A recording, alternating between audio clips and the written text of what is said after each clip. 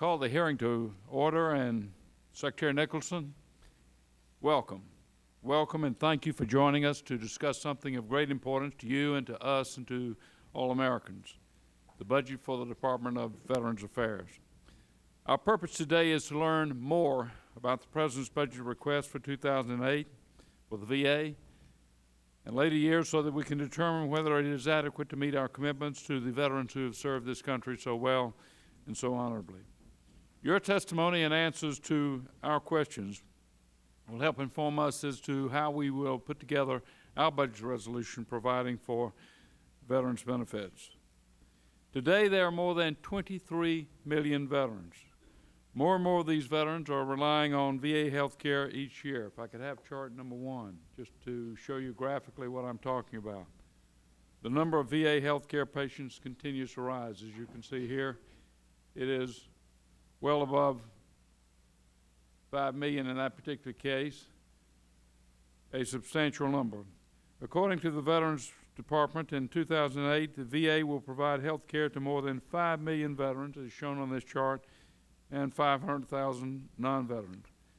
This committee is interested in knowing how the VA developed its estimates upon which its budget is based and the related budget request. These questions are critical to making decisions about the VA's budget. About half of that budget goes to pay disability compensation, pensions, and other benefits that operate under permanent law, so-called entitlements. We may have some questions about those benefits in this hearing, but today they're not our primary focus. Today our primary focus is on the other half of the VA budget, the half which Congress appropriates every year. Almost 90% of these funds go to Veterans Health Care Administration. The President's budget for 2008 increases this appropriated funding for veterans to $39.6 billion, a substantial increase. That level is more than the appropriations for 2007 and more than the Congressional Budget Office's baseline budget estimate for 2008. The next chart, chart number 2, will show you graphically what I mean. So it is a substantial increase, and that's good news. But after 2008, the administration's budgets fund veterans' care at billions of dollars below what CBO calls its baseline. That is the amount of money necessary to keep pace with current services so that there are at least no deletions or no diminishment of coverage. If you put up chart number 4, you'll see further what I'm saying. The President's budget increases fees as well as in decreasing the Veterans Health Care allotment in the out years. Fees would be increased substantially, and one of the assumptions you make is that these fees will be available to pay for services, and the fact of the matter is these fees have been proposed repeatedly. They've been around the track time after time, and they've never yet made it to the finish line, and I think it's doubtful that they will survive this year either. Approximately 1.54 million men and women have served in the various wars.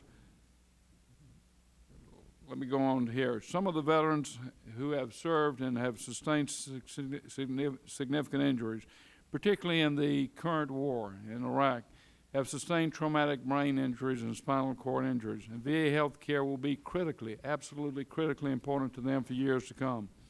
Others will suffer now or in the future from post-traumatic stress syndrome. We want to better understand from your testimony and the questions we put to you how your budget will meet this critical need, which is so emblematic of the situation in Iraq and Afghanistan today, where multiple injuries like this are being incurred. The Department of Veterans Affairs has received accolades for health care and medical research. Just last year, the VA was recognized for innovative computerized patient record system.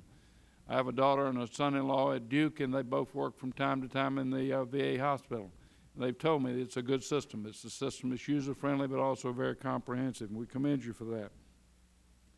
At the same time, we remain aware that just a few years ago, the VA's original budget request significantly underestimated the increased number of patients that VA would see and the amount of funding that would be required to treat them. We can all agree that we do not want to see that happen again. Ultimately, we are here to do our best to determine the budget necessary to fulfill our promises to the veterans of this country. These are the promises that rank high among those that must be kept by the government.